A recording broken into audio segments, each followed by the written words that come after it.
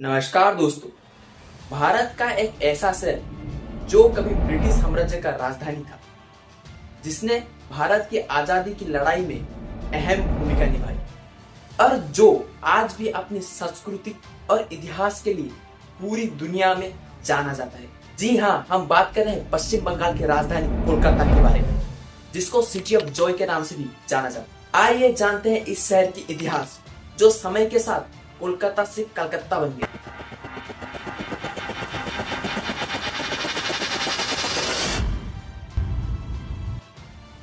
आज से लगभग 350 साल पहले, जब भारत में मुगल साम्राज्य का दर था, तब कोलकाता हुगली नदी के किनारे बसा 3 छोटे गांवों की समूह था, सुतलटी, गोविंदपुर और कालीकट। साल 1690 में अंग्रेज व्यापारी जॉब चाणक्य ने यहाँ पर अपनी ईस्ट इंडिया कंपनी की व्यापार केंद्र बनाया। यहीं से इस जगह की इतिहास शुरू हुई, जो धीरे धीरे आगे की सबसे महत्वपूर्ण शहर में बदल गई। जॉब चाणक्य को हमेशा कलकत्ता की संस्थापक माना जाता है, लेकिन कुछ इतिहासकारों के अनुसार यह दावा पूरी तरह से सही नहीं है, क्योंकि इस क्षेत्र में पहले से ही लोग बसे हुए थे, व्यापार चलता था और यहाँ देवी काली की प्रसिद्ध मंदिर कालीघाट की पूजा होती थी। यहीं से कलकत्ता की उत्पत्ति हुई, जो बाद में कलकत्ता और फिर कलकत्ता बन गया। अंग्रेजों ने जब अपने यहाँ किला बनाया, तब यह शहर उनकी प्रशासनिक और व्यापार का केंद्र बना। 17वीं सेंचुरी में कोलकाता ईस्ट इंडिया कंपनी की राजधानी बनी और धीरे धीरे पूरे बंगाल पर अंग्रेजों की शासन फैल गई।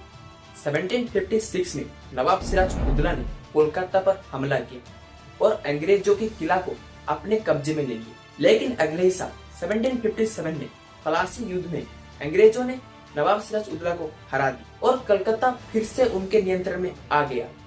यहीं से ब्रिटिश साम्राज्य का भारत में जड़ मजबूत होने लगा। 1833 में कोलकाता को औपचारिक रूप से ब्रिटिश भारत की राजधानी घोषित कर दिया गया।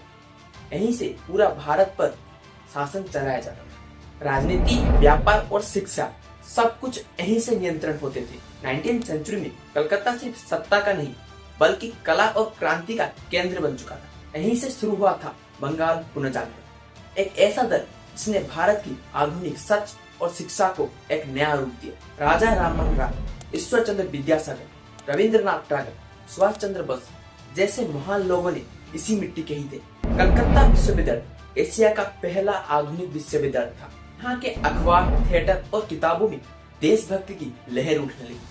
हर गली मोहल्ले आजादी का आवाज गूंजती थी। 1905 में अंग्रेजों ने कलकत्ता को विभाजन करने की घोषणा करी। उनका मकसद था हिंदू और मुस्लिम को अलग करना और देशभक्ति की भावना को कमजोर कर देना। लेकिन हुआ उल्टा। पूरा बंगाल एकजुट होकर सड़क पर उतर आया और स्वदेशी आंदोलन यहीं से शुरू हुआ।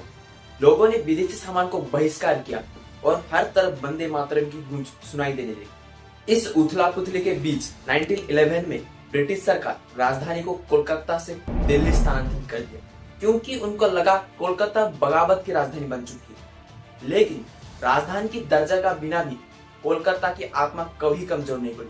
1947 में आजादी के बाद कोलकाता पश्चिम बंगाल की राजधानी बना और 1950 में यह शहर शरणार्थी, कलाकार और मजदूर की घर बन गया। समय के साथ इसने अपने नाम बदला और 2001 में कोलकाता आधुनिक रूप से कलकत्ता कहलाया, ताकि इसका नाम इसका बंगाली पहचान से मेल खाए।